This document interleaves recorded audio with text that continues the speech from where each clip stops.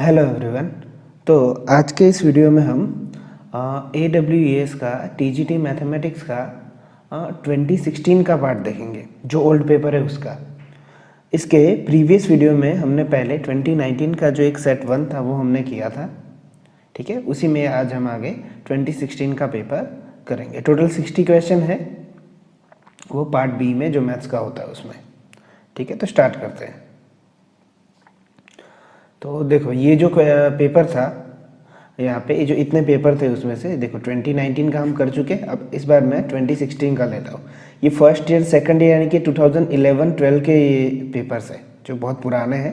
उसमें लेटेस्ट सिर्फ ये 2016 था, तो इसलिए मैंने ये पहले लिया हुआ है, और बाकी के सारे पार्ट ए है। अब यहाँ पे मार्क्स का एक आता है कि पार्ट ए में मेरे पास पुराने सारे पेपर्स है, एक्चुअली मैंने परचेज़ किए हुए। अगर आपको ये पेपर चाहिए तो नीचे कमेंट में अपना ईमेल आईडी लिख दीजिए, मैं उसके ऊपर सेंड कर दूंगा। अब यहाँ में इश्यू ये है कि ये 90 मार्क्स की पेपर है, ठीक है। ये जो पार्ट ए है वो 90 मार्क्स का आता है, पार्ट बी है वो 90 मार्क्स का आता है। टोटल कितना 180 मार्क्स का आता है, ठीक है। और इसके बाद इसको नॉर्मलाइजेशन किया जाता है, 100 मार्क्स में कन्वर्ट कर दिया जाता है। उसको परसेंटेज में कन्वर्ट कर देते हैं, नॉर्मलाइजेशन में कर देते हैं 100% में। अब ये जो पार्ट ए है उसमें तो 90 क्वेश्चन आते हैं, ठीक है। तो उसका क्लियर है कि हर एक क्वेश्चन का 1 मार्क्स आता है। बट अब मैं यहाँ पे ये बेसिस पे बता रहा हूँ कि जैसे यहाँ पे मॉडल पेपर अवेलेबल किए गए उसी के हिसाब से बता रहा हूँ कि जो ऑफिशियल नोटिफिकेशन है वो आप सबने देखा होगा। तो ऑफिशियल नोटिफिकेशन में कोई भी मैथ्स से रिगार्डिंग, सिर्फ पर्टिकुलरली मैथ्स के रिगार्डिंग बोल रहा हूँ, ऐसा नहीं कहा गया है कि उसके साथ कोई और एक सब्जेक्ट पूछा जाएगा। सिर्फ उसमें साइंस, सोशल साइंस और फिजिक्स के बारे में कहा गया है कि उसमें एक्स्ट्रा क्वेश्चंस आएंगे। तो इसके हिसाब से देखा जाए तो जो पार्ट बी है उसमें मैथ्स के अलावा कोई भी क्वेश्चन नहीं आ सकते, ठीक है। और उसके रिगार्डिंग कि देखो, और कि अगर आए तो कैसे, तो देखो हमें मॉक टेस्ट के पेपर दिए गए एक्चुअली कि लास्ट ईयर के, उन्हीं ने ऑफिशियल वेबसाइट का ही ये पिक है, ठीक है। वहीं से डाउनलोडेड है और मेरे पास है। आपको चाहिए तो आप कमेंट कर सकते हो, उस ईमेल आईडी लिख देना, मैं आपको सेंड कर दूंगा। तो ये जितने भी पेपर्स है ना, सब में 90 क्वेश्चन ही है, सॉरी 90 मार्क्स के हैं पर 60 क्वेश्चन ही है, ठीक है। सब में 60 क्वेश्चन है। तो ऐसा पॉसिबल हो सकता है कि मैथ्स के अलावा कोई क्वेश्चन नहीं आ सकते हो, और पेपर बहुत लेंथी होता है। अगर आप देखोगे तो मैं पूरा सॉल्यूशन कराता हूँ तो उसमें 1 आवर और 50 मिनट लग जाते हैं, यानी 2 आवर तो इतने क्वेश्चंस काफ़ी है। 90 क्वेश्चन मैथ्स के नहीं दे सकते, अदरवाइज पेपर फिनिश ही नहीं होगा, बहुत लेंथी हो जाएगा। बिकॉज ऑफ 11-12 के जो क्वेश्चन होते हैं वो लेंथी होते हैं, ठीक है। तो उसका एक रीज़न समझ सकते हो कि यार 60 क्वेश्चन है तो उनका वो लोग 1.5 मार्क्स काउंट कर सकते हैं, तो टोटल कितना हो जाएगा 90। बट मैं श्योर नहीं कहता हूँ, क्योंकि उन्होंने ऑफिशियल नोटिफिकेशन में कुछ मेंशन ही नहीं किया। मैं किसके बेसिस पे कह रहा हूँ कि जितने भी पेपर्स है, आप देखना चाहो तो कर देना कमेंट, मैं आपको भेज दूंगा। उसमें जितने भी क्वेश्चन है उसमें 60 का ही क्वेश्चन है। अगर पूछते होते एक्स्ट्रा तो ये जो मॉडल पेपर दिए हमें प्रैक्टिस के लिए, उसमें एक्स्ट्रा क्वेश्चन होते हैं ना, 60 ही क्यों देते, दूसरा बी पार्ट है तो उसमें सारे भी देते। तो ये जो पेपर को देख के अगर पैटर्न समझा जाए तो उसमें से 60 क्वेश्चन दिए तो शायद वही क्वेश्चन आ सकते, और कोई क्वेश्चन नहीं आ सकते, ठीक है। तो मेरे हिसाब से पार्ट बी में सिर्फ मैथ्स ही आएगा जो अभी एग्जाम होगा उसमें, और कोई क्वेश्चन शायद से नहीं आएंगे, ठीक है। 1-2 क्वेश्चन हमने लास्ट एक्चुअली किए थे, लास्ट पेपर में हमने किया था वो ds/dt वाला, या तो फिर इस पेपर में आएगा डिस्प्लेसमेंट वाला, ठीक है। वो भी इंटीग्रेशन से रिलेटेड है। तो एक क्वेश्चन था उसमें जो आप फिजिक्स से रिलेटेड था, पर आई थिंक कुछ भी इसमें ऐसा नहीं आएगा, सिर्फ पार्ट बी में मैथ्स के ही क्वेश्चंस होंगे, और उसको नॉर्मलाइजेशन करके वो 100% में कन्वर्ट कर देंगे। तो वो हो सकता है, ऐसा मेरा ये मानना है कि 60 क्वेश्चन है उसका 1.5 करो तो 90 मार्क्स बन जाते हैं, ठीक है। नोटिफिकेशन में ऐसा कहीं नहीं कहा है कि 90 क्वेश्चन पूछेंगे, 90 मार्क्स का पूछेंगे। और दूसरा ये हो सकता है कि शायद 45 के 2 मार्क्स गिन ले और 15 मार्क्स क्वेश्चन है वो आपको अटेंड ही ना करने पड़े, पर एक्चुअली ऐसा नहीं होगा, ये पॉसिबिलिटी बहुत कम है, ये वाली पॉसिबिलिटी तो बहुत कम है, ठीक है। उसके अगर आप ऑफिशियल वेबसाइट पे जाओ, लॉगिन करो, और उसके ऑनलाइन एक मॉक जैसा है तो आपको पता चलेगा, वो स्टार्ट हो चुका है ऑनलाइन मॉक, उन्होंने दिया हुआ है कि कैसे कैसे पेपर आएंगे और किस तरह से आप उसको क्वेश्चन को टिक कर सकते हो। आई थिंक 2 या 3 डेज से ही वो स्टार्ट हुआ है, तो आप उसके ऊपर जाके देखो कि मॉक वो कैसे देना है, देना नहीं है पर एक्चुअली देखना है कि क्वेश्चन लॉगिन कैसे होगा, हमें किस तरह से वो दिखाया जाएगा, वो सब कुछ है। तो उसमें मैंने देखा दोनों में 90 क्वेश्चन थे, और फर्स्ट पार्ट में 90 और दूसरे में 90, इस तरह के क्वेश्चंस थे, ठीक है। तो ये दोनों थे, ए बी इसलिए था। चलो आज हम 2016 का पेपर स्टार्ट करते हैं।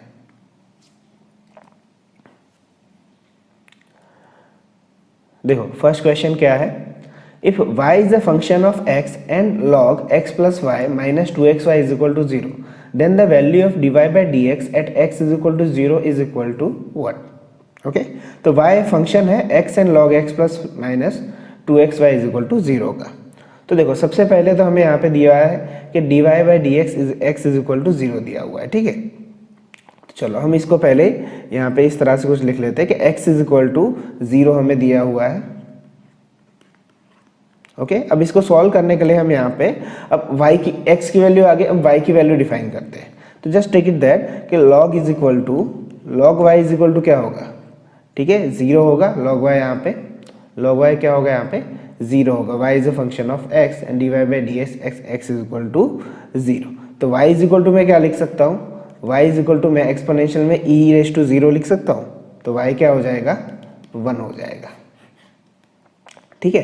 अब हम क्या करते हैं कि ये जो इक्वेशन दिया हुआ है उसे डिफरेंशिएट करते हैं, ठीक है। डिफरेंशिएट करते हैं with respect to x। So differentiate with respect to x। Okay, तो 1 अपॉन log x, चलो ये लिख लेता हूँ, log x plus y minus 2xy is equal to 0। तो यहाँ पे क्या होगा, log 1 x प्लस वाई का 1 upon x plus y, then यहाँ पे x का 1 हो जाएगा और y का dy बाय dx हो जाएगा। फिर यहाँ पे 2xy है, ठीक है, तो 2 तो बाहर, xy का चेन फॉर्म में होगा x into dy by dx plus y is equal to 0, ठीक है। तो अब हम dy बाई dx वाले पोर्शन को एक तरफ ले लेते हैं, यहाँ से लिख लेता हूँ 1 upon x plus y plus 1 upon x plus y dy by dx minus 2x dy by dx and minus 2y। तो dy बाई dx को एक तरफ ले लेते हैं कॉमन निकाल के, और बाकी सारे नंबर्स को एक तरफ लिखते हैं। ओके, तो dy by dx 1 upon x plus y minus 2x is equal to 0। तो क्या होगा हमारे पास 1 upon x plus y minus 2y is equal to, ये जो उस तरफ जाएगा पूरा, तो क्या हो जाएगा minus 1 upon x plus y minus 2x dy by dx, ठीक है। तो यहाँ पे अब हम यहाँ पे क्या करते हैं कि dy बाय dx की वैल्यू हमें चाहिए। तो जो भी सारी वैल्यूज़ है x और y की जो हमें पहले ऑब्टेन की हुई थी, ठीक है, तो log y जो हमने सपोज किया था 0 और x इज इक्वल टू 0, वो हम इसमें यहाँ पे रख देते हैं दोनों की वैल्यू, ताकि क्लियर हो जाए। तो देखो, तो यहाँ पे क्या होगा, x की जगह पे 0 रखो और y की जगह पे 1, तो 1 रहेगा और y 0 है, तो ये पूरा स्टेप 0 हो जाएगा। तो is equal to minus 1 minus 2 और dy बाय dx।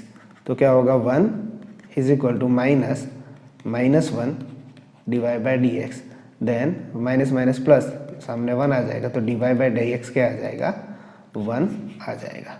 तो इसको हम y बाई एक्स के फॉर्म में भी इस तरह से y डैश एक्स में भी दे सकते हैं। तो x हमारा 0 था, तो यहाँ पे आंसर क्या आया, 1 आया। तो वैल्यू डिफरेंशिएट करके आंसर क्या आया, 1, ठीक है। तो ये फर्स्ट क्वेश्चन था। सेकंड क्वेश्चन देखते हैं, if integral minus 2 to 2 1 minus x raise to 4 dx then integral is equal to 1। Okay, तो माइनस 2 टू 2 लिमिट है यहाँ पे, तो उसका क्या हो जाएगा सबसे पहले तो कि माइनस 2 टू 2 है, उसकी जगह पे 0 2 हो जाएगा इंटीग्रेशन में, और mod 1 minus x raise to 4 dx।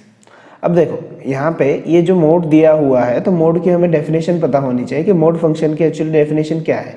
तो मोड x का मतलब होता है, जैसे सपोज मोड x, तो x वैल्यू कब होती है, जब x की value greater than equal to 0 होती है, और नेगेटिव होती है जब x लेस देन 0 होता है, इस पोर्शन में होता है। तो इसी को हम यहाँ पे अप्लाई करें कि मोड वैल्यू है तो 1 minus x raise to 4 is equal to, तो क्या होगा 1 minus x raise to 4 value कब होगी, जब x greater than equal to 0 होगी, और negative 1 minus x raise to 4 क्या होगा, जब x लेस देन 0 होगा, ठीक है। तो इसके हिसाब से हमारे पोर्शन क्या निकलेंगे यहाँ पे। ओके, तो उसे हम किस तरह से लिख सकते हैं यहाँ पे कि यहाँ पे हमारी लिमिट है 0 टू 2, ठीक है, और 1 minus x raise to 4 which means 1 minus x raise to 4 greater than equal to 0, यहाँ पे सॉरी यहाँ पे 1 माइनस एक्स रेज टू 4 आएगा, ये जो वैल्यू होती है दोनों सेम होती है, और यहाँ पे भी 1 minus x raise to 4 less than 0 आएगा। तो इसके हिसाब से अगर देखें तो x raise to 4 less than और इक्वल टू 1 आएगा, और यहाँ पे ये जो लेस देन वाला सिंबल है 1 minus x raise to 4 less than 0, तो x raise to 4 greater than 1 आएगा। तो लेस देन और इक्वल टू 1 मीन्स व्हाट, कि लेस देन और इक्वल टू 1 यानी कि 0 से 1 लिमिट होगी, और greater than equal to 1 means 1 से लेके 2 लिमिट होगी। तो यहाँ पे हम क्या कर सकते हैं उसको, 2 तो वैसा का वैसा ये दो इंटीग्रेशन पार्ट में डिवाइड हो जाएगा, कि ये एक 0 से 1, ये कहाँ का, कि ये जो पॉजिटिव था पोर्शन वो, यानी वो पॉजिटिव रहेगा, 1 minus x raise to 4 dx हो जाएगा, मॉड हट जाएगा, प्लस एक होगा 1 से लेके 2, but negative 1 minus x 4, okay, क्योंकि वो इसके तरफ से आया x greater than 1 and dx। अब हम इसका इंटीग्रेशन निकाल कर देते हैं तो हमारा काम हो जाएगा। तो 1 का क्या होगा x, यहाँ एक्स रेज टू 5/5, तो 0 1। अब माइनस है तो उसको एक काम करते हैं, एक बार फिर से लिख लेते हैं, एक्स रेज टू 4 माइनस 1 लिख देते हैं, उल्टा कर लेते हैं, ठीक है, तो इंटीग्रेशन इजी हो जाएगा। तो 2 ये बाहर है 2 दोनों से, यहाँ पे 1 हम लिख देते हैं लिमिट 1 माइनस 1/5, 0 का लिखने की ज़रूरत नहीं है, 0 की वैल्यू रखोगे आप इंटीग्रेशन में तो वो 0 ही हो जाएगा पूरा स्टेप, ठीक है। ये 2 सबसे बाहर है, प्लस यहाँ पे x raise to 5/5 minus x, तो ये 1 से लेके 2, ठीक है, 2 अब भी बाहर है, 5 1 5, 5 माइनस 1 4/5, प्लस यहाँ पे 2 वैल्यू रखो, तो 2 रेज टू 5 कितना होगा 32/5 माइनस 2, ये तो सिर्फ 2 की वैल्यू है, उसी में अगर 1 की रखोगे तो 1/5 माइनस 1, तो उसे हम सॉल्व कर लेते हैं, 4/5 प्लस 5 2 ज़ा 10 एंड 5 2 ज़ा 10, 32 में से 10 जाएंगे तो 22, 5 माइनस 5 1 ज़ा 5, 1 माइनस 5 माइनस 4/5, ओके, तो माइनस माइनस प्लस हो जाएगा, तो 4/5 प्लस 22/5 प्लस 4/5, तो यहाँ पे क्या होगा 2, 22 प्लस 4 26, 30/5, 5 6 ज़ा एंड 6 2 ज़ा इज इक्वल टू 12, ठीक है, तो यहाँ पे आंसर क्या होगा 12 होगा, ठीक है। क्वेश्चन नंबर 3 देखते हैं, x raise to p y raise to q is equal to x plus y raise to p plus q, then divide by D x is equal to what, okay.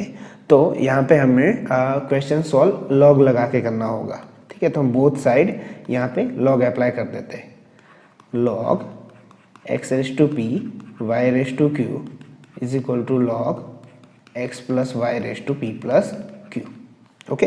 तो अब log की property होगी यहाँ पे कि log है तो log x raise to p into log x raise to q होगा, तो उसके हिसाब से जो पावर होता है लॉग में, जो फंक्शन में, वो आगे आ जाता है, लॉग की प्रॉपर्टी फॉलो होगी। और जो बीच मल्टीप्लाई होता है लॉग में, log a b, log a into b, log a plus b भी आप लिख सकते हो, तो उसका भी फॉर्मूला हम यहाँ पे यूज़ करेंगे, log y is equal to same यहाँ पे होगा p plus q log x plus y, ठीक है। अब हमें क्या चाहिए dy बाई डी एक्स, तो हम क्या कर देते हैं 1 बाय 1 सबका डिफरेंशिएशन कर देते हैं, तो देखो p log x का क्या हो जाएगा 1/x plus q log y का 1/y एंड y का dy by d x, okay. Then after that p plus q and log x plus y का 1/x plus y and x plus x का 1 हो जाएगा और y का dy by d x, okay. तो करेंगे तो वही जैसे हमने पहले किया था कि dy बाई डी एक्स को एक तरफ ले जाते क्योंकि उसकी वैल्यू फाइंड कर लेते, तो p बाई एक्स, ये p plus q upon x plus y 1 जा उस तरफ आ जाएगा, तो p plus q upon x plus y हो जाएगा, ओके। और p plus q upon x plus y, ये q है, dy बाई डी एक्स के साथ जो गया ये दोनों पोर्शन जो अंदर उस तरफ, और ये dy बाई डी एक्स उस तरफ चला जाएगा, तो q by y dy by D x. तो मेरे पास क्या बचेगा, इसको मैं सिंप्लीफाई कर देता हूँ, px plus p y minus p x minus q x upon x x plus y, okay. उसमें dy बाई डी एक्स बाहर आ जाएगा, तो अंदर क्या बचेगा p plus q x plus y minus q by y, ठीक है। तो यहाँ क्या होगा px कैंसिल हो जाएगा ओके, जो बचता है उसे लिख दो p y minus q x upon x x plus y is equal to same thing यहाँ पे होगा, क्रॉस मल्टीप्लाई करो तो p y plus q y minus q x minus q y upon x y x plus y d Y by D x. तो जो होता है उसे कट कर दो, तो क्यू वाई कैंसिल हो जाएगा, एक्स प्लस वाई कैंसिल हो जाएगा, तो मेरे पास जो बचता है उनको हम आगे पीछे लिख लेते हैं। देखो y जो डिनोमिनेटर है सामने कहाँ आ जाएगा, न्यूमरेटर में, और क्या है p y minus q x. Okay, और ये p y minus q x वो भी डिनोमिनेटर में आ जाएगा, यानी ये उसे डायरेक्ट भी कट कर सकते थे आप, यहाँ से भी ये दोनों कट हो जाते क्योंकि सेम थे। तो मेरे पास D Y by D X क्या बचा, सिर्फ वाई बाय एक्स, जो कि यहाँ पे आंसर थर्ड ऑप्शन है हमारा। ठीक है, तो थर्ड क्वेश्चन में आंसर क्या होगा हमारा, d Y by D x y by x होगा। क्वेश्चन नंबर 4 देखते हैं। Harsha is a 40-year-old and Rita is 60-year-old. How many years ago was the ratio of their age is 3:5. Okay, उनकी age कितने साल पहले 3:5 होगी, उस तरह से पूछा है। तो बहुत अच्छा क्वेश्चन है, इजी क्वेश्चन है इसलिए कि 3:5 है, तो उनकी जो भी एज होगी आगे जाके वो उसमें से कुछ ना कुछ माइनस हुई होगी। ठीक है, तो डायरेक्टली रेशियो में क्या होता है कि 40 ईयर है जिनकी प्रेजेंट ईयर ओल्ड है। ठीक है, तो 40 हर्षा की है और नीचे 60 रीता की है, तो उनमें से कितने साल पहले, तो दोनों के साल फिक्स होंगे, तो हम एक्स ले लेते हैं, तो ये 3/5। तो जस्ट सिंप्लीफाई कर दो इसको, हमारा आंसर आ जाएगा 540 is 200 minus 5x is equal to 63 is 180 minus 3x। तो 200 माइनस 180 बिकम्स 20 एंड 5x उस तरफ जाएगा तो positive, 5x minus 3x 2x, then we get x is equal to 10। So it's a 10 year. Question number 5. A student has to secure minimum 35 marks in an examination. If he gets 200 marks and failed by 10 marks, then the maximum marks are what? ठीक है, तो उसको secure होने के लिए कितने चाहिए, 35 marks चाहिए, और उसे मिले कितने 200 मिलने पर भी वो फेल हो गया है 10 मार्क्स से, तो मैक्सिमम मार्क्स कितने होंगे। तो मैक्सिमम मार्क्स यानी कि फुल स्कोर जो होता है वो पेपर का मैक्सिमम मार्क्स होता है। तो जस्ट सपोज मैक्सिमम जो मार्क्स है हमारे वो यहाँ पे x होंगे। ठीक है, x मार्क्स का है। अब सिक्योर होने के लिए, पास होने के लिए उसको कितने चाहिए, 35% चाहिए उसको। ठीक है, तो उसको मिले कितने, सेंटेंस को पूरा समझना, उसके साथ साथ क्वेश्चन बनता जाएगा, जिस सेंटेंस को फॉलो करो। उसको मिले टोटल 200, उसको चाहिए कितने थे, 35% ऑफ x चाहिए थे। ठीक है, पर ये इसके बराबर नहीं, उसको 10 मार्क्स कम पड़े, तो यहाँ पे 10 माइनस कर दो। ठीक है, तो ये 35% ऑफ x में से पासिंग होने के लिए जो चाहिए, तो उसमें 10 मार्क्स कम पड़े, यानी कि 210 होंगे उसके। ठीक है, तो माइनस इस तरफ आएगा तो 210 हो जाएगा, माइनस 10 इस तरफ आएगा। 35% of x means 35/100 into x, so 210 into 100 upon 35, and 35 यहाँ पे 210 तो उसके टेबल में आता है। 35 6 ले लो, 6 3 18 एंड 210, यस, तो ये 6 हो जाएगा, विच मीन्स 600। तो पेपर पूरा कितने मार्क्स का होगा, 600 मार्क्स का होगा। उसके मैक्सिमम मार्क्स कितने होंगे, 600। Question number 6.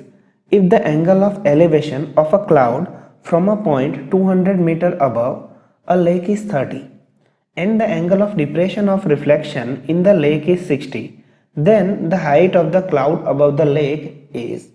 ओके, तो क्लाउड की हाइट ढूंढनी है हमें कि कितनी होगी। तो सबसे पहले यहाँ पे इस क्वेश्चन को अच्छे से देखना कि रिफ्लेक्शन ऑफ इट्स लेक कहा हुआ है यहाँ पे, यानी कि जब भी ये क्वेश्चन इस तरह से क्वेश्चन आते हैं क्लास 10 से, तो रिफ्लेक्शन ऑफ लेक मीन्स जितनी हाइट लेक के ऊपर होती है उतनी हाइट लेक के नीचे होती है। इस बात का खास ध्यान रखना। तो देखो सबसे पहले लेक कहाँ है, तो ये जो लाइन आपको दिख रही है वो लेक है। ठीक है, जो मैं रेड डॉट कर रहा हूँ ये लेक है। अब लेक के ऊपर से 200 मीटर के डिस्टेंस से देखा जाता है एंगल ऑफ एलिवेशन। ठीक है, तो ये जो हाइट है यहाँ पे, इतना जो पोर्शन है वो 200 मीटर है। ठीक है, यहाँ पे होगा कोई पेड़ वगैरह, वहां से उसके ऊपर से जब देखते हैं इस पॉइंट से, तो एंगल है 30 का। ठीक है, एंगल ऑफ एलिवेशन ऊपर की तरफ देखना जो होता है वो, और वहीं से जब डिप्रेशन में देखते हैं यानी कि एंगल जो नीचे होता है वो जो 60 है, then the height of the cloud above the lake is. ठीक है, तो इतनी हाइट हमें नहीं पता है ये क्या है, तो इसको हम h ले लेते हैं। अब जितना लेक के ऊपर होता है, ये तो पूरा लेक यहाँ पे है, तो उतना ही कितना रिफ्लेक्शन नीचे होता है, तो कितना होता है h प्लस 200। ठीक है, तो ये कितना होगा 200 होगा। अब सबको नाम दे देते, ए बी, यहाँ इसको c नाम दे देते, इसको d नाम दे देते।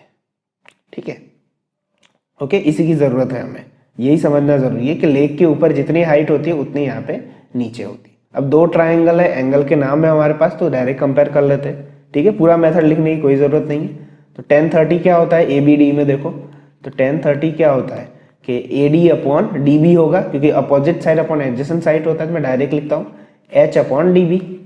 ठीक है, तो tan 30 क्या होता है 1 अपॉन √3, तो h अपॉन डी बी, तो D B is equal to क्या होगा, D B is equal to √3h होगा। इसको इक्वेशन 1 नाम दे दो। अब नीचे देखो डी बी सी में देखो, तो tan 60 है उसमें भी, तो tan 60 मीन्स अपोजिट साइड कौन सी है, डी सी। तो डी सी में ध्यान रखना टोटल हाइट कितनी है, h प्लस 200 प्लस 200 इतनी है, h plus 200 plus 200 divided by D B. तो अगेन डी बी आया, तो यहाँ पे डी बी एक तरफ रख दो, तो डी बी 400 प्लस h, और tan 60 क्या होता है √3 होता है। ठीक है, तो ये क्या हो जाएगा सेकंड इक्वेशन।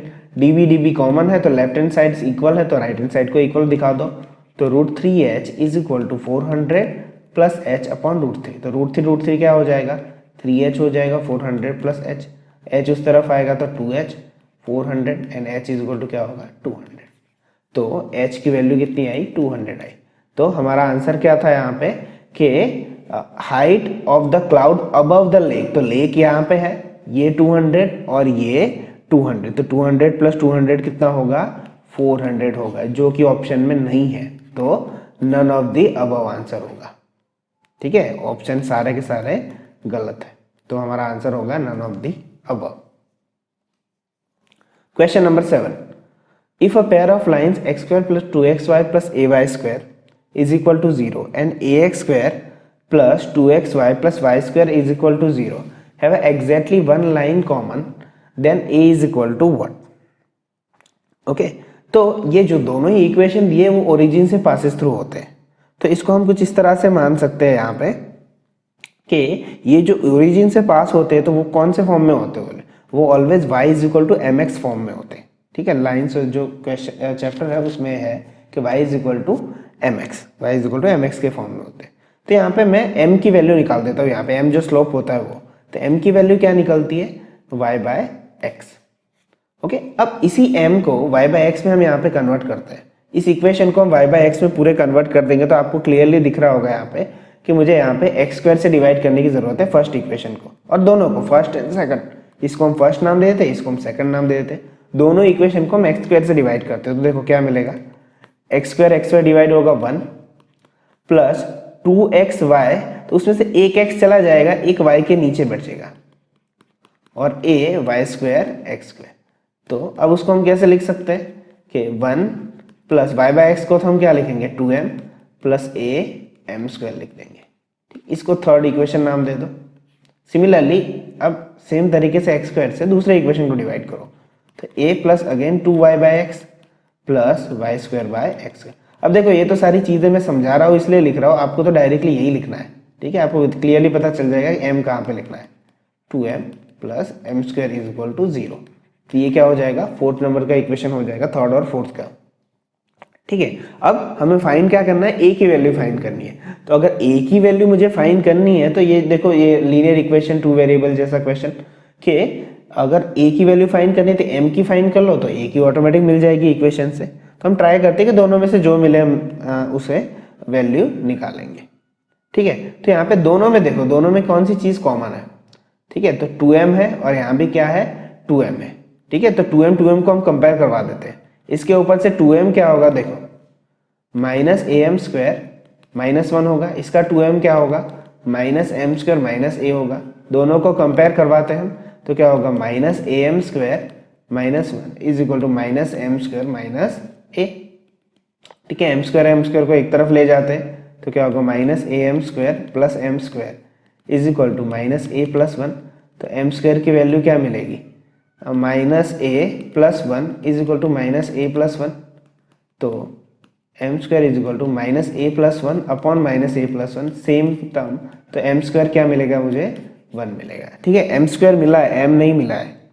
ठीक है, तो एम स्क्वायर की वैल्यू हम यहाँ पे रख देते हैं 1, उसी इक्वेशंस में थर्ड में रख देता हूँ मैं 1 plus 2m plus a is equal to 0 होगा, और दूसरा क्या होगा a plus 2m plus 1 is equal to 0 होगा।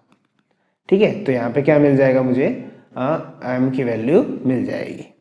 ठीक है, अब m की वैल्यू, एम स्क्वायर की वैल्यू मुझे मिल गई, अब यहाँ पे 2m है। ठीक है, तो अब हमें क्या करना है यहाँ पे कि अब बाकी बचे a की वैल्यू हम कैसे निकालें। ठीक है, एम स्क्वायर की वैल्यू तो हमें 1 मिल गई, अब दूसरा कैसे निकालें।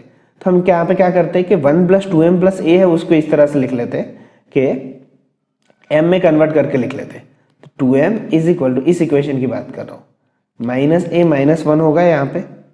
ठीक है, तो m इज इक्वल टू क्या होगा, माइनस a प्लस 1 अपॉन 2 होगा, m is equal to minus a plus 1 upon 2। अब मुझे सिर्फ a की वैल्यू ही चाहिए, आप इसको एलिमिनेट करके नहीं निकाल सकते थे, आपको फिर a मिलता ही नहीं उसमें, इसलिए मैंने दोनों इक्वेशन को रहने दिया, सिर्फ इसी को ही काम में लिया। तो m is equal to negative a plus 1 by 2 जो है उसको हम किस तरह से लिख सकते हैं इसको। तो देखो मैं दोनों साइड स्क्वायर करता हूँ, क्यों स्क्वायर करता हूँ, क्योंकि मेरे पास m स्क्वायर है इसलिए। तो m square is equal to सामने क्या होगा, a प्लस 1 का होल स्क्वायर और नीचे 2 का स्क्वायर होगा। ठीक है, तो यहाँ पे क्या होगा, m square is equal to 1, then minus a plus 1 का, माइनस का स्क्वायर क्या हो जाएगा, दोनों साइड पॉजिटिव हो जाएगा। यहाँ पे इसका पूरा स्क्वायर करेंगे, इसको पूरा स्क्वायर दे देते हैं तो पॉजिटिव हो जाएगा। तो मेरे पास क्या बचेगा, a प्लस 1 का स्क्वायर और नीचे 4, तो यहाँ पे लिख लेता हूँ मैं। तो क्या होगा, a प्लस 1 का स्क्वायर इज इक्वल टू, ये 4 1 जा क्या हो जाएगा, 4 हो जाएगा। ठीक है, इसको पूरा भी मत करो, A square plus 2ab plus B square लिखने की जरूरत नहीं, डायरेक्ट आंसर आएगा। तो a प्लस 1 का स्क्वायर क्या मिलेगा, प्लस और माइनस 2 मिलेगा, एक बार a plus 1 is equal to 2 मिलेगा और एक बार a plus 1 is equal to negative 2 मिलेगा, विच मीन्स एक बार a की वैल्यू है 1 और एक बार a की वैल्यू है नेगेटिव 3। अब इसको अगर आप टेक्स्ट बुक के हिसाब से करते हो तो इस पे वापस चेक करना पड़ता है कि कौन सी वैल्यू सही है, 1 और माइनस 3। अब हमें टेक्स्ट बुक यहाँ पे नहीं है, हमें ऑप्शन है डायरेक्टली देख लो 1 और माइनस 3 में से कौन सा आंसर दिया हुआ है, तो डायरेक्टली टिक कर दो। ठीक है, a is equal to 1 and a is equal to negative 3, तो उसको बाद में देखने की जरूरत नहीं है। ठीक है, नेक्स्ट क्वेश्चन देखते हैं। Question number 8, a train 110 metre long passes a man running at 6 km per hour in the direction opposite to the train and 6 seconds. The speed of train is what? ठीक है, तो इसके लिए concept ये है कि दो, जो कोई भी चीज़, दो ट्रेन हो, दो बस हो या दो मैन हो, अगर अपोजिट डायरेक्शन में आते तो उनकी स्पीड ऑलवेज प्लस ही होती है।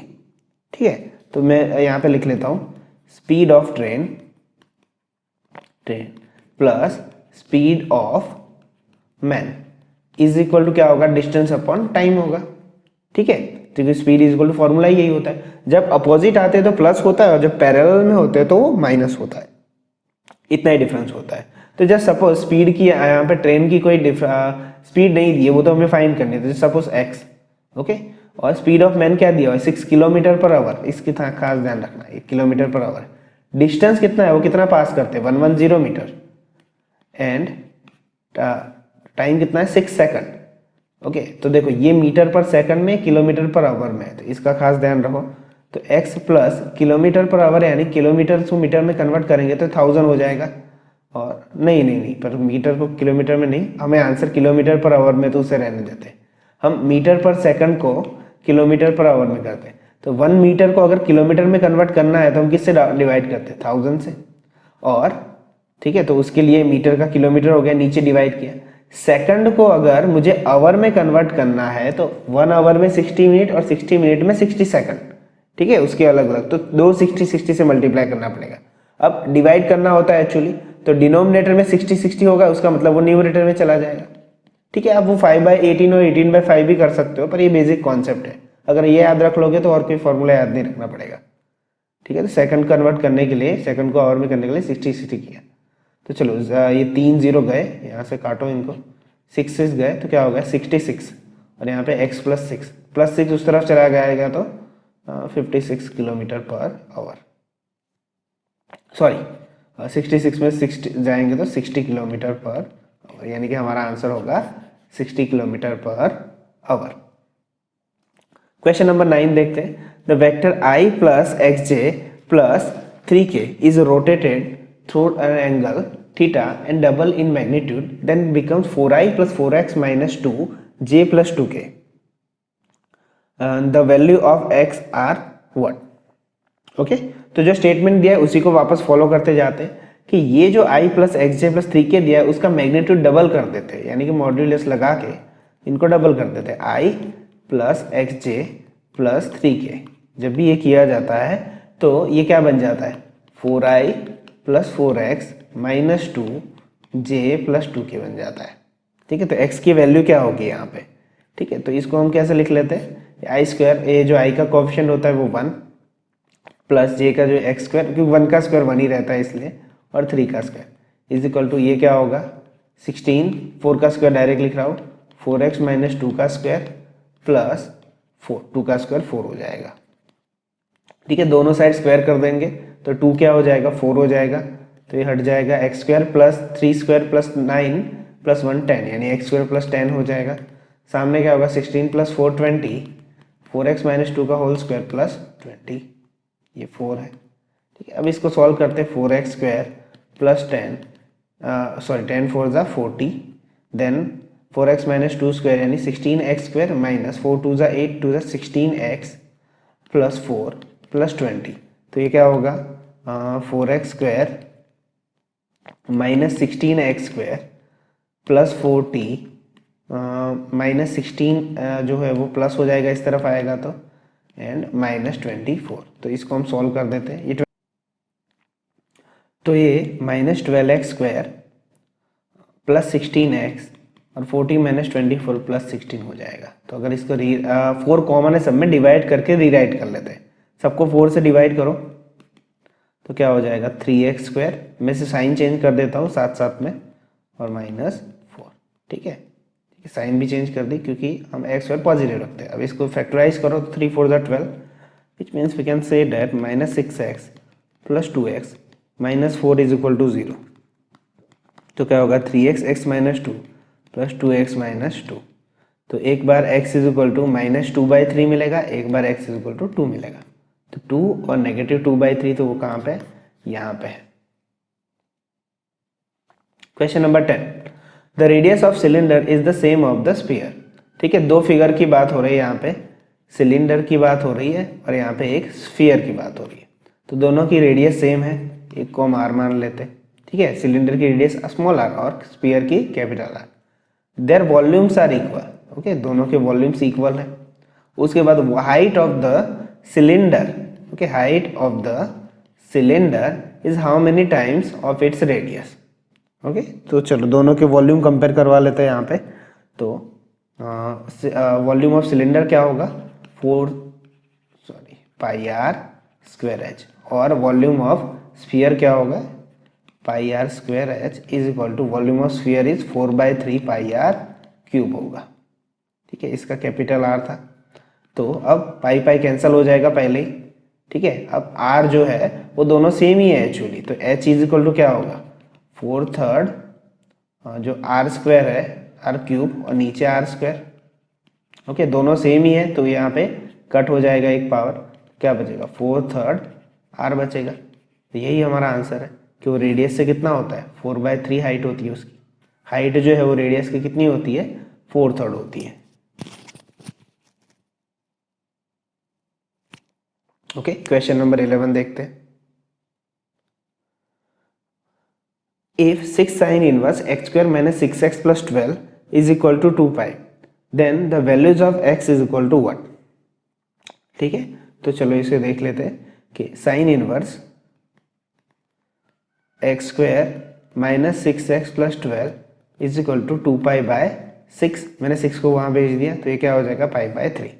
ओके, तो sign inverse x square minus 6x plus 12, तो साइन इनवर्स को उस तरफ भेज देते तो क्या बचेगा मेरे पास X square minus 6x plus 12 is equal to sine π/3। Okay, तो X square minus 6x plus 12 is equal to sine π/3 बचा है यहाँ पे। तो साइन π/3 एक्चुअली होता क्या है, sine π/3 means with what sine 60। तो X square minus 6x plus 12 is equal to sine 60 क्या होता है √3/2। ओके, तो उसे हम इस तरफ ले लेते हैं 2x square minus 12x plus 24 plus √3 इस तरफ आएगा तो नेगेटिव √3। अब देखो हमें यहीं से पता था कि फैक्टर्स तो यहाँ के निकल नहीं रहे, तो मुझे x की वैल्यू तो मिलने से रही, ठीक है। वहाँ से मुझे डायरेक्टली नहीं मिलते, स्प्लिटिंग टर्म से फैक्टर नहीं मिलता है, तो मुझे क्या करना पड़ता है, तो फोर्थ जो क्वाड्रेटिक इक्वेशन का जो चैप्टर है हमारा 10th में, उसके हिसाब से हमें लेना पड़ता है कि ax² + bx + c से, ठीक है, जो क्वाड्रेटिक इक्वेशन के हिसाब से। तो यहाँ पे हमें ये डिसाइड करना है कि a = क्या है 2, b = क्या है -12 एंड c = क्या है 24 - √3, अगर x की वैल्यू मिलती है तो, ठीक है। जनरली ऐसी जो वैल्यूज आती है उसमें x की वैल्यू नहीं मिलती है, ठीक है। तो देख लेते हैं फिर भी, तो d = b² - 4ac, तो b क्या है -12 का स्क्वायर -4a2 और c 24 - √3, तो -12 का 4 कितना होगा 144 होगा, -4 2 = 8 और 24 8 ज़ा कितना होगा, तो 24 8 ज़ा यहाँ पे 192 होगा, और माइनस माइनस प्लस 4 2 ज़ा 8 √3 की वैल्यू कितनी होती है 1.738, तो इन दोनों का एडिशन फिर भी 192 से ऊपर नहीं जाता है, यानी कि d क्या होता है <0 होता है। अब जब ये d <0 होता है इट मीन्स से दैट के they have a imaginary roots, okay. दो रूट्स होते हैं, रियल रूट होते हैं और इमेजिनरी होते हैं। तो यहाँ पे जो वैल्यूज है x की, यहाँ पे जितने भी ऑप्शन है वो सारे के सारे रियल रूट में, इमेजिनरी है ही नहीं, तो हमारा आंसर क्या होगा डज नॉट एग्जिस्ट, ठीक है। अगर इमेजिनरी होता तो कॉम्प्लेक्स नंबर में हमें देखने को मिलता, बट नहीं है। Next question, a shopkeeper announce successive discount at 10%, 20%, find the equivalent percent discount. अब इसमें तो आपको प्रॉपर मेथड भी करने की ज़रूरत नहीं है, अगर आप एसएससी या किसी भी सेंट्रल लेवल के एग्जाम की प्रिपरेशन करते हो तो उसमें शॉर्टकट है इसका। कोई भी सक्सेसिव डिस्काउंट होता है तो उसमें a + b - ab बाय, ये डायरेक्ट फॉर्मूला है कि जो भी डिस्काउंट्स होते हैं वो डायरेक्टली रखते हो 10 + 20 - 10 × 20 / 100, ठीक है। तो ये क्या हो जाएगा 30 माइनस ये 0 कट हो जाएगा 2, तो हमारा आंसर होगा डायरेक्टली 28%, जो सक्सेसिव डिस्काउंट होते हैं उसमें, ठीक है। बाकी आप वो भी कर सकते हो कि 100 लो, फिर उसका 10% निकालो, फिर उसको माइनस करो, फिर उसका 20% निकालो, फिर उसको माइनस करो, बाद में दोनों का एडिशन करके टोटल 100 में से माइनस करो। This are the basic method, but ये याद रह जाएगा, इजी भी है। Question number 13, a swimmer covers a certain distance downstream in 30 minutes but take 45 to return upstream in the same distance. If his speed in still water 50 meter per minute, find the speed of the current. Upstream downstream का question है, ठीक है। तो upstream downstream में पहले दो person की जो स्पीड दी है वो लिख लेते हैं कि इन ही स्पीड कितनी है 50 मीटर, स्विमर की स्पीड ऑफ स्विमर कितनी है 50 meter per minute, okay. And the final speed of current, तो स्पीड ऑफ करंट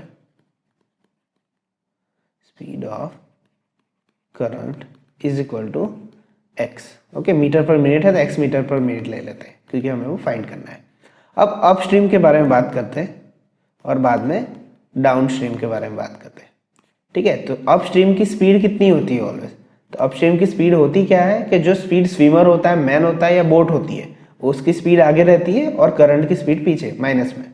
और डाउनस्ट्रीम में क्या होता है, उन्हीं दोनों का एडिशन होता है 50 + x।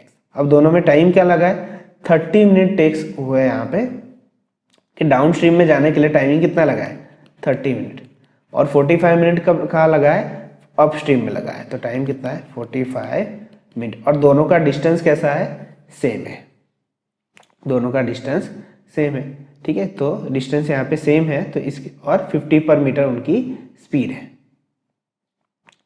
ठीक है। तो इसको हम देख लेते हैं कि किस तरह से हम इसे लिखेंगे। तो सबसे पहले तो यहाँ पे speed is equal to distance upon 30 लिख लेते हैं। तो देखो यहाँ पे इसका डिस्टेंस क्या होगा, distance is equal to speed into time, यानी कि 50 - x इंटू 45 होगा। यहाँ अपस्ट्रीम का डिस्टेंस कितना होगा, यहाँ पे दोनों का सेम है, तो speed is equal to distance upon time, यानी कि distance is equal to speed into time. यहाँ पे डिस्टेंस क्या होगा स्पीड इंटू टाइम, तो डिस्टेंस तो सेम है दोनों में। यहाँ पे 50 - x इंटू 45, यहाँ पे 50 प्लस एक्स इंटू 30, दोनों को इक्वल बता सकते हैं, लेफ्ट हैंड साइड सेम है।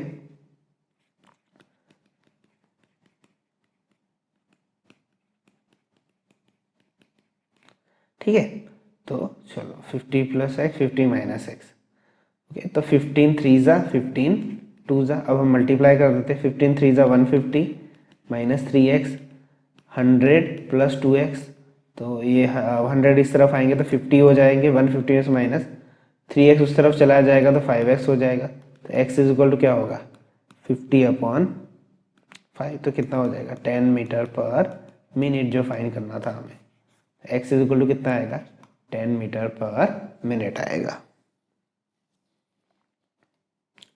क्वेश्चन नंबर 14 देखते हैं, the largest expansion of the 3 plus 2x raise to 50 where x is equal to 1/5, okay, तो इसका तो डायरेक्टली हमारे पास फॉर्मूला है कि जब भी लार्जेस्ट टर्म होता है उसके लिए क्या फॉर्मूला होता है, तो यहाँ पे देख लो ये फॉर्मूला कि द ग्रेटेस्ट टर्म और largest term for x plus y raise to n for the rth term, for the rth term is that r is equal to n plus 1 y upon x plus y, n plus y upon x plus y। अब देखो मेरा x क्या है यहाँ पे 3 है और y क्या है 2x है, ठीक है, तो निकाल देते हैं, n कितना है 50, तो 50 प्लस 1 51, y क्या है मेरे पास 2x और नीचे दोनों का एडिशन यानी कि 3 प्लस 2x, ओके, तो यहाँ पे क्या होगा 51 into 2x plus 3 plus 2x, अब x की वैल्यू क्या दी है मुझे 1/5 दी है, देखो तो 51 इंटू 2/5 होगा और नीचे 3 प्लस 2 इंटू 1/5, ठीक है, तो क्या होगा 51 2 ज़ा कितना होगा 2102, नीचे 5 आ जाएगा और इनको सॉल्व करो, 3 5 ज़ा 15 प्लस 2 17 और ये क्या हो जाएगा ऊपर चला जाएगा, तो 5 5 कैंसिल एंड 17 6 ज़ा आई थिंक इट्स 102, तो कितनी टर्म आएगी 6th टर्म आएगी जो कि कौन सी होगी ग्रेटेस्ट टर्म होगी एक्सपेंशन। तो अगर आपके question number 15, if the sum of first n natural number is 1/5 terms of sum of their square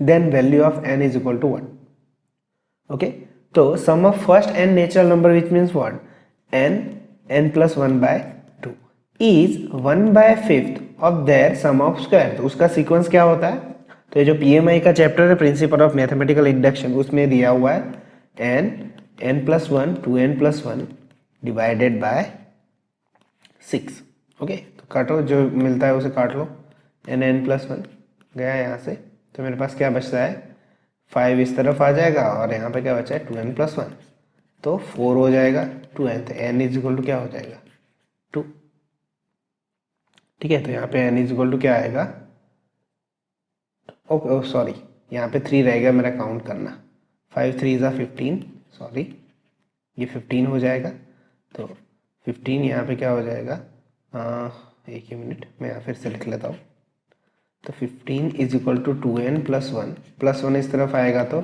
14 and n is equal to क्या होगा 7 होगा, ओके, ये 3 काउंट करना रह गया था, वो 5 3 ज़ा 15। Question number 16. The middle term of an arithmetic series 3 7 11 and 147 is, okay, तो मिडल टर्म इसका फाइंड करना है हमें, तो सबसे पहले तो हमें ये फाइंड करना है कि मिडल टर्म है कौन सी, एक बार मिडल टर्म कौन सी है, फर्स्ट है सेकंड है थर्ड है 10 है 15th है, कौन सी है, तो अगर वो फाइंड रखोगे तो फिर वो कौन सी होगी वो हम फाइंड कर सकते हैं, उसकी प्लेस कौन सी है वो पहले फाइंड करते हैं। तो सबसे पहले तो a इज इक्वल टू 3 दिया हुआ है, d इज इक्वल टू 4 दिया हुआ है, ठीक है, तो हम पहले इसकी मिडल टर्म यानी कि n टर्म फाइंड कर लेते हैं कि कितने टर्म्स हैं, तो a plus n minus 1 d, an कितना दिया 147, a कितना है 3, n हमें नहीं पता है, d कितना है 4, ये क्या होगा 144 होगा, 3 इस तरफ आ जाएगा तो और divide by 4 is equal to n minus 1, तो ये 4 3 ज़ा 12 और 4 6 ज़ा 24 37, ओके, तो n इज इक्वल टू क्या है 37 है, यानी कि टोटल टर्म कितने 37 है, ठीक है, टोटल टर्म 37 है। अब हमें क्या फाइंड करना है यहाँ पे कि मिडल टर्म कौन सी होगी, ठीक है, तो मिडल टर्म कौन सी होगी वो देख लेते हैं कि सबसे पहले तो n इजिकल टू 37 आया, तो यहाँ पे मीन मीडियन वाला कॉन्सेप्ट चलेगा जो चैप्टर स्टेटिस्टिक में था वो, कि ऑड नंबर है तो उसका मीडियन क्या होता है, तो ऑड नंबर का मीडियन क्या होता है, n+1/2 टर्म होता है। ठीक है, ये TH है, n+1/2 टर्म होता है, यानी कि 37 + 1/2 जो भी टर्म होगी, 37 कितनी है, 38/2, यानी कि 19th टर्म जो होगी वो हमारी मिडल टर्म होगी। ठीक है, तो अब वो कौन सी टर्म होगी, यानी कि 19 है पर कौन सा, ठीक है, तो ये 19 टर्म हम निकालते हैं, तो ये 19 इजिकल टू a प्लस क्या होगा, 18d होगा, तो 3 + 18, d कितना है 4, 18 4 जा 72 + 3 कितना हो जाएगा 17 5। ओके, तो ये क्या होगा 75 हमारा आंसर होगा। Of two cylinders are in the ratio 2:3 and their heights are in the ratio 5:3, then the ratio of their volume is what। ठीक है, तो पहले सिलेंडर का जो वॉल्यूम होता है हम πr1² h1 ले लेते हैं, और दूसरे का है जो वो πr2² h2 ले लेते हैं, क्योंकि रेडियस और हाइट ही तो डिफरेंस है, पाई तो सेम रहेगा, तो r1/r2 का स्क्वायर होगा इंटू h1/h2 होगा, तो r1/r2 कितना है 2/3 का होल स्क्वायर, h1/h2 कितना है 5/3, 2 का स्क्वायर 4, इसका 9, 5/3, 4 5 20, नीचे 27। ठीक है, तो क्या हो जाएगा 20/27 हो जाएगा। ठीक है, तो आपको फॉर्मूला सिर्फ याद रहे तो आप डायरेक्टली उसमें कर सकते थे, रेडियस का स्क्वायर और divided by multiply by height. Question number 18, the particle moves in a straight line so that s equal to √t, then its acceleration is proportional to. देखो मैं इसकी बात कर रहा था कि ये कि साइंस से क्वेश्चन आया हुआ है, फिजिक्स से, कि पर एक्चुअली तो है तो मैथ्स का ही क्वेश्चन है, बट अगर साइंस से यही एक क्वेश्चन मिला है जो पार्ट बी में जो हमें पेपर दिए उसमें, और तो कोई मिले नहीं खास। क्या दिया हुआ है देखो, s equal to √t, s का मतलब होता है displacement, okay, then its acceleration is proportional to what. ठीक है, तो आपको पहले ये पता होना चाहिए कि यहाँ पे जो वेलोसिटी होती है वो क्या होती है, वेलोसिटी इज ds/dt होती है। ठीक है, उसका फॉर्मूला ये होता है, तो ds/dt मीन्स √t का डिफ्रेंशिएशन करो तो √t का 1/2 t⁻⁻1/2 होगा और dt हो जाएगा, which means 1/2 √t and dt, this is v। Okay, अब एक्सेलरेशन क्या होता है, तो एक्सेलरेशन dv/dt होता है।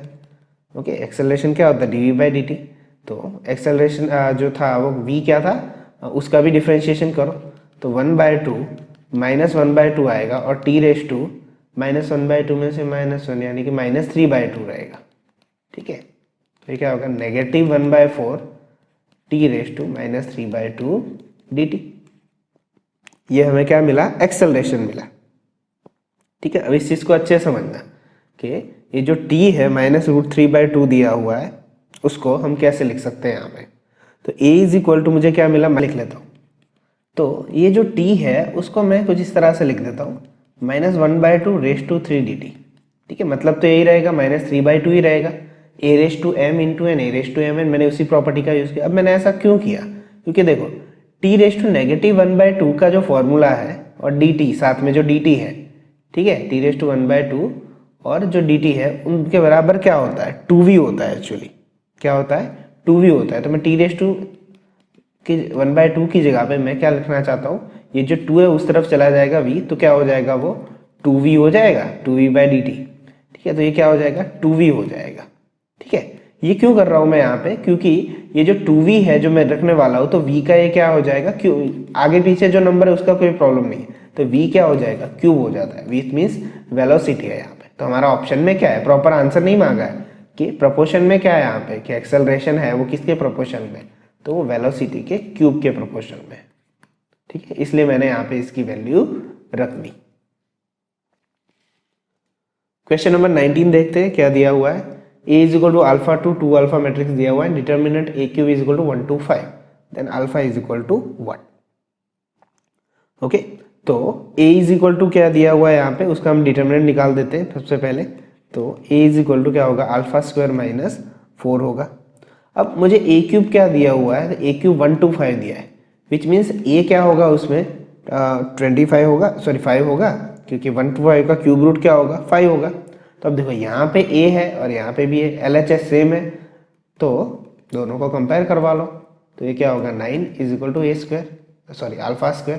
तो अल्फा स्क्वायर 9 प्लस और माइनस 3 हो जाएगा अल्फा। तो क्या हो जाएगा प्लस और minus. Question number 20, if A B C are any 3 non coplanar vectors then a plus b plus c a minus b is equal to. Okay, तो उसे हम किस तरह से लिख सकते हैं, यहाँ पे a प्लस बी प्लस सी और वहाँ पे a माइनस सी का क्या हो जाएगा प्रोडक्ट हो जाएगा a माइनस बी। अब उन्हीं को हम एक्सपांड करेंगे, तो यहाँ पे क्या होगा a प्लस बी प्लस सी, तो क्या होगा a product a minus a product b minus c product a and plus क्या हो जाएगा c प्रोडक्ट b। अब जो सेम होते हैं वो तो क्या हो जाते हैं जीरो हो जाते हैं, ठीक है। तो उसमें हमें क्या होगा a b प्लस c, तो a product b c product a, और इसको हम नेगेटिव बना लेंगे, उल्टा करके लिख लेंगे, ठीक है, क्योंकि आंसर पीछे सेट हो जाए इसलिए, ठीक है। इसको हम कैसे लिख लेंगे, सिर्फ प्लस को क्या लिख लेंगे माइनस लिख लेंगे यहाँ पे बी प्रोडक्ट सी के लिए। अब देखो क्या होगा, आप एंड में भी कर सकते हो, ऐसा कुछ भी नहीं, पर यहाँ पे आप कर लोगे तो बेटर है। अब क्या होगा, यहाँ से इन सबको 1 बाय 1 मल्टीप्लाई करेंगे, ए को ए के साथ करेंगे, ठीक है, तो वो क्या हो जाएगा जीरो हो जाएगा। जैसे ही 2 टर्म आएंगे वो क्या हो जाते हैं जीरो हो जाते हैं, तो उसको हम लिखेंगे ही नहीं पहले से ही, ठीक है, जो बचता है सिर्फ वही लिखेंगे। फिर ए के साथ सी ए, तो 2 बार जो भी रिपीट होगा वो जीरो, ए बी सी, तो क्या होगा नेगेटिव ए बी एंड सी, ठीक है। यहाँ पे एक्चुअली अंदर नेगेटिव नहीं लिखते, बाहर लिखते। फिर बी के साथ ए बी 2 बार आया, ओके जीरो। फिर बी सी ए, तो अगेन माइनस बी सी ए, बी बी जीरो। वैसे ही यहाँ पे क्या आएगा सी ए भी आएगा, सी ए और बी, ठीक है। तो ए बी सी आया 3 बार, तो -3 ए बी और सी, ठीक है। तो यहाँ क्या हो जाएगा -3 ए बी सी। अगर आप यहाँ पे नेगेटिव चेंज नहीं करते तो यहाँ पे ये पॉजिटिव आता, फिर उसको उल्टा हमें चेंज करना पड़ता, ठीक है। तो यहाँ पे आंसर क्या होगा -3 A B C. Question number 21, if one root of quadratic equation ax square plus bx plus c is equal to 0 is 3 times the other, then find the relationship between b and c। तो एक हम मान लेते हैं alpha, एक हम मान लेते हैं बीटा। तो अल्फा प्लस बीटा क्या होता है -b/a एंड अल्फा बीटा क्या होता है c/a। तो चलो इसे कंपेयर करते हैं, तो b तो b है और a ही है और यहाँ पे c/a भी कंप्लीट है, ठीक है। अब इसके रिलेशन में हम आगे जाए कैसे, ठीक है। तो हम अल्फा बीटा जो c/a दिया हुआ है, तो उसमें से हम यहाँ पे क्या कर लेते हैं एक वैल्यू रख देते हैं यहाँ पे, ठीक है।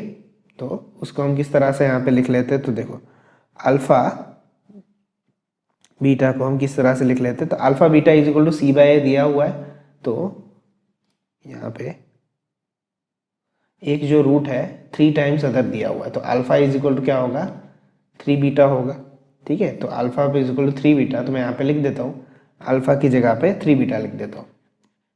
3 beta into beta is equal to c/a, which means b square is equal to c/3, ठीक है। B square is equal to क्या होगा c/3 होगा, ओके। अब दूसरा हम यहाँ पे कुछ ले लेते हैं, यहाँ पे क्या दिया हुआ है, तो यहाँ पे अल्फा इज इक्वल टू क्या होता है 3 बीटा, मैं यहाँ पे रख देता हूँ 3 beta plus beta is equal to negative b/, तो 3 बीटा प्लस बीटा कितना होगा 4 beta is equal to -b/, तो बीटा इज इक्वल टू क्या होगा -b/4 है, ठीक है। तो उसी को अगर हम यहाँ पे लिख ले, तो यहाँ पे ये जो हमने लिखा था वहाँ पे छोड़ दिया था उसमें, तो देखो उसमें ए बी सी मिलेंगे, तो मुझे यहाँ पे रिलेशन मिलने के चांसेस है, ठीक है।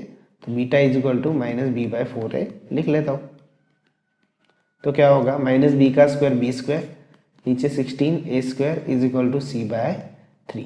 तो चलो b स्क्वायर एक a कैंसिल हो जाएगा, ठीक है। तो 3b² is equal to 16ac आएगा अगर क्रॉस मल्टीप्लाई हम करेंगे ठीक से, तो 3b² is equal to 16ac, जो कि हमारा ऑप्शन है सी। तो यहाँ पे थर्ड ऑप्शन आंसर होगा। क्वेश्चन नंबर 20 देखते, the number of ways arranging letter of Havana and so that V and N do not appear together.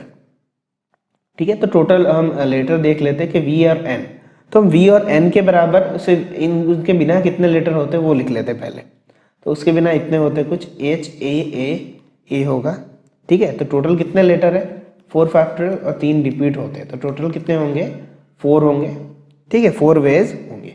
अब हम बात करते हैं कि वी और एन साथ में ना आने चाहिए। ठीक है, तो हम यहाँ पे कुछ इस तरह से लिख लेते हैं कि एक है बाद में एच होगा, तो वी और एन इनमें से कभी आ सकता है, फिर ए होगा, फिर ए होगा गैप और ए होगा।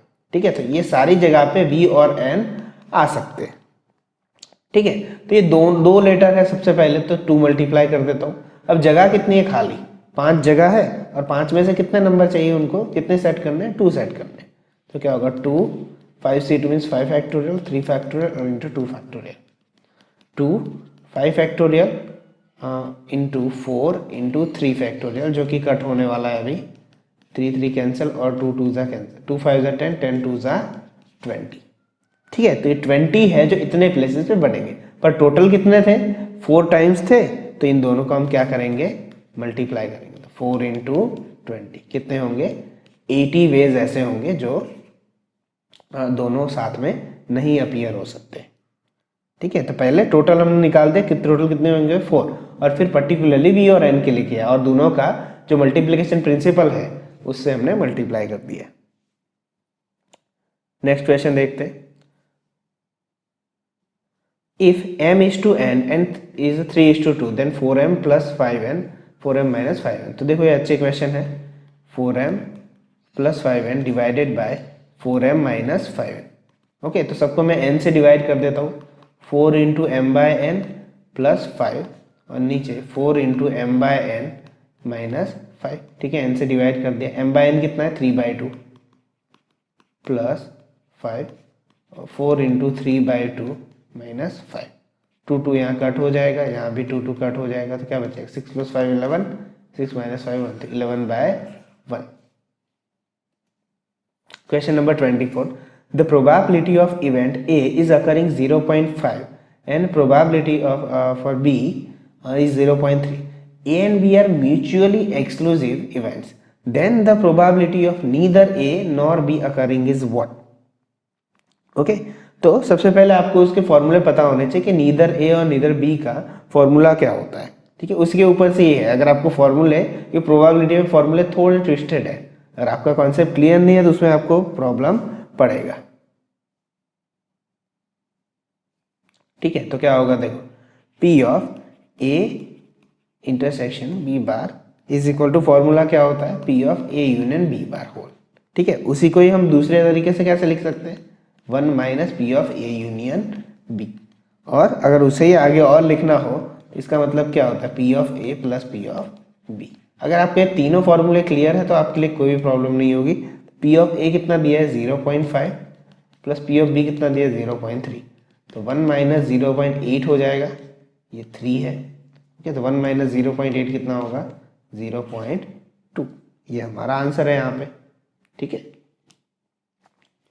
तो आगे देखते हैं question number 25, the value of sine 2 tan inverse 1/3 plus cos tan inverse 2√2 is equal to what.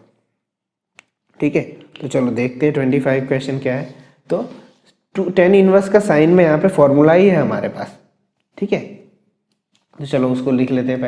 पहले मैं सिर्फ लेफ्ट हैंड साइड निकालता हूँ। आज के क्वेश्चन थोड़े लेंदी है प्रीवियस क्वेश्चन से, क्वेश्चन पेपर। तो देखो इनवर्स 1/3 ये ले लेता हूँ मैं यहाँ पे। ठीक है, तो सबसे पहले 2 tan इनवर्स क्या होता है। ओके, तो ये क्या होता है formula sine inverse 2x upon 1 plus x square. ठीक है, तो साइन इनवर्स यहाँ पे 2 tan इनवर्स का क्या होगा साइन इनवर्स 2 क्या होगा x 1/3 है और नीचे 1 प्लस 1/3 का होल स्क्वायर होगा, तो साइन इनवर्स कैंसिल हो जाएगा। Okay, 2 tan inverse is equal to क्या होता है साइन इनवर्स होता है, और यहाँ पे साइन है, सॉरी मैंने इनवर्स लिखा हुआ है, तो साइन इनवर्स कैंसिल हो जाएगा, तो 2/3 upon 1 plus 1 upon 9 which means 2/3 into 9 plus 1 नीचे क्या हो जाएगा 10 और 9 ऊपर, कट 2 5 कट, तो मेरे पास क्या बचता है 3/5 बचता है। ये तो क्या है, सिर्फ ये वाला स्टेप आया, अभी दूसरा बाकी है cos tan इनवर्स 2√2। ठीक है, तो cos इनवर्स 2√2 के लिए भी उसके लिए फॉर्मूला है हमारे पास कि tan इनवर्स x का फॉर्मूला क्या है। ठीक है, तो ओनली tan इनवर्स x का फॉर्मूला क्या है, तो वो है cos इनवर्स 1/√x² + 1। ठीक है, ये फॉर्मूले क्लियर होने चाहिए। tan inverse x = cos inverse 1/√x² + 1। तो यहाँ पे क्या होगा, cos और tan इनवर्स का ये फॉर्मूला लगाएंगे तो cos inverse 1/x² + 1 which means x² is 2√2, तो 2√2² + 1। cos इनवर्स कैंसल, तो क्या हो जाएगा अंदर 2√2 का स्क्वायर क्या हो जाएगा 8 हो जाएगा, 8 + 1 विच मीन्स 9, 1/√9 विच मीन्स 1/3। ठीक है, तो 3/5 और 1/3 का प्लस लगाओ, तो 3/5 यहाँ पे 3/5 + 1/3 दोनों का प्लस करो, 3 3 9, 9 + 5 14/15। तो आंसर क्या होगा 14/15 होगा। 26 देखो, if the points A 60i + 3j, B 40i - 8j, C ai - 52j are collinear, then A = what।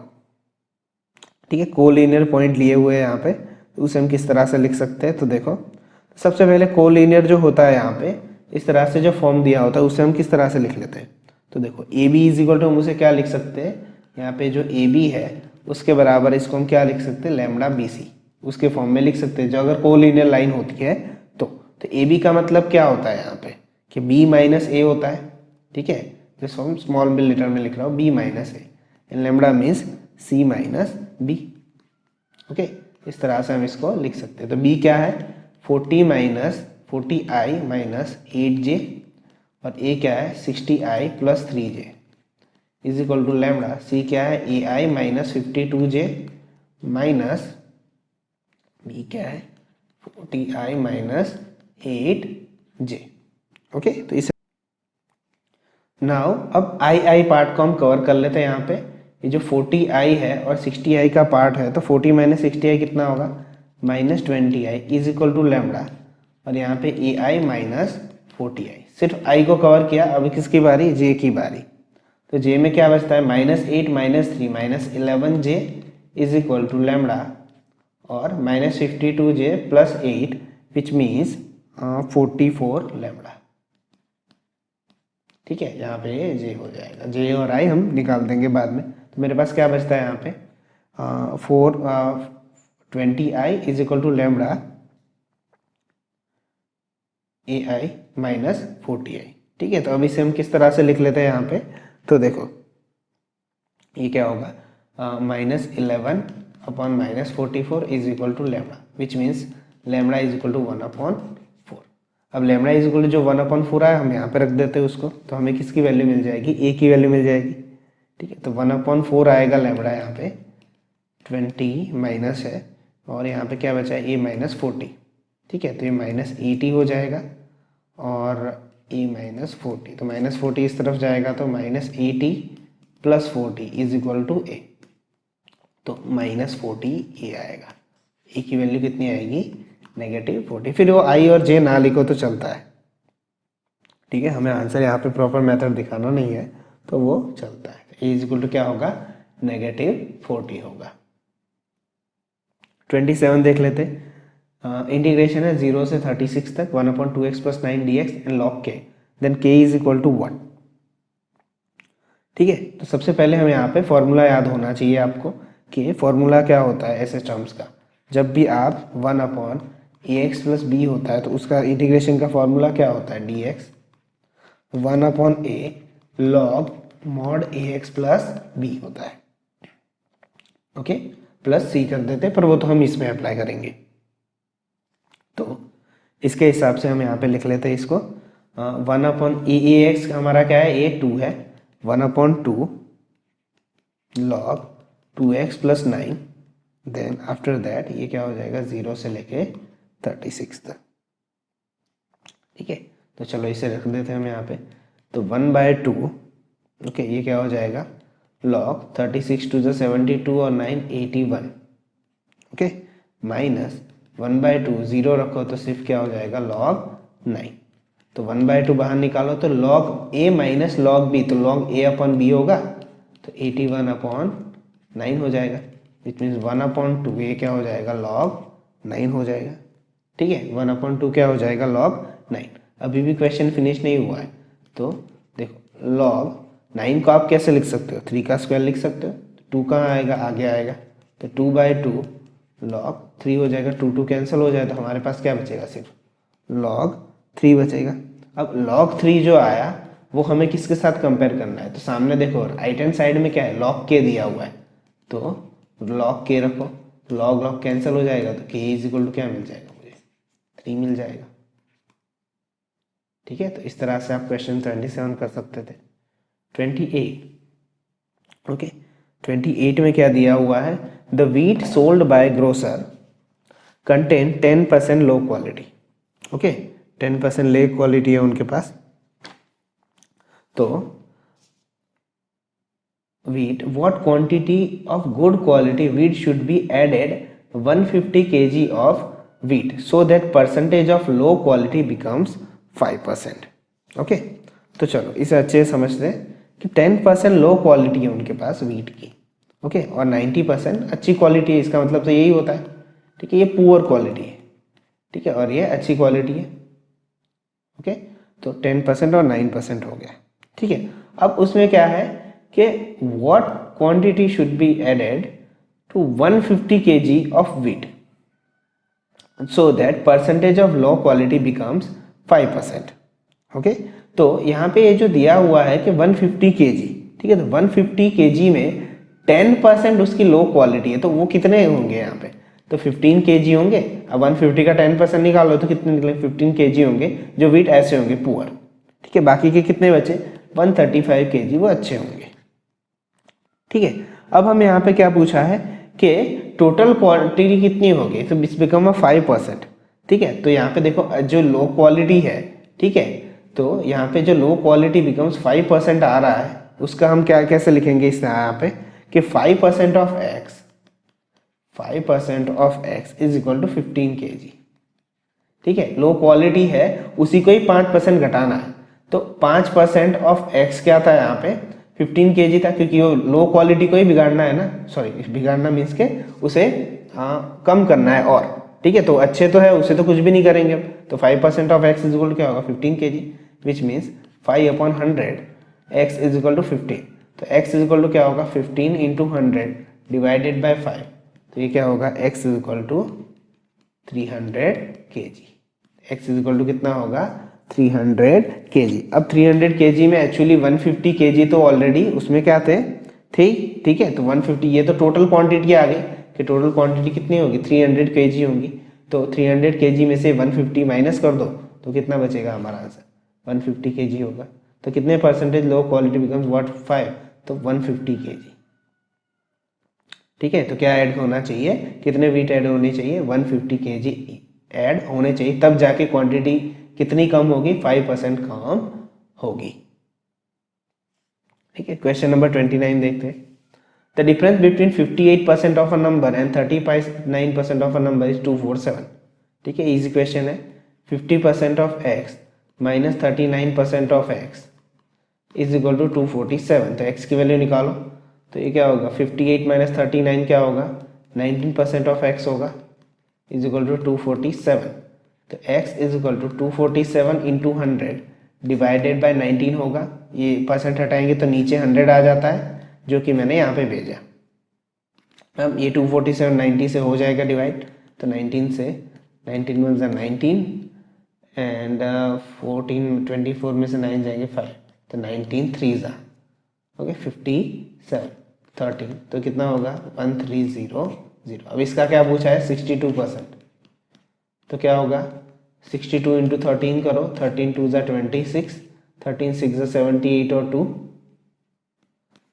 806, तो हमारा आंसर क्या होगा 806 होगा। क्वेश्चन नंबर 30 देखते हैं।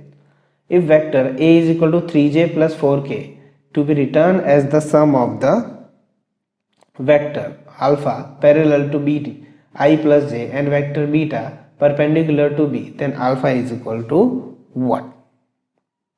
ओके, तो इस चीज को अच्छे से समझना किस तरह से क्या दिया हुआ है। तो a इज इक्वल टू कितना दिया हुआ है 3j प्लस 4k।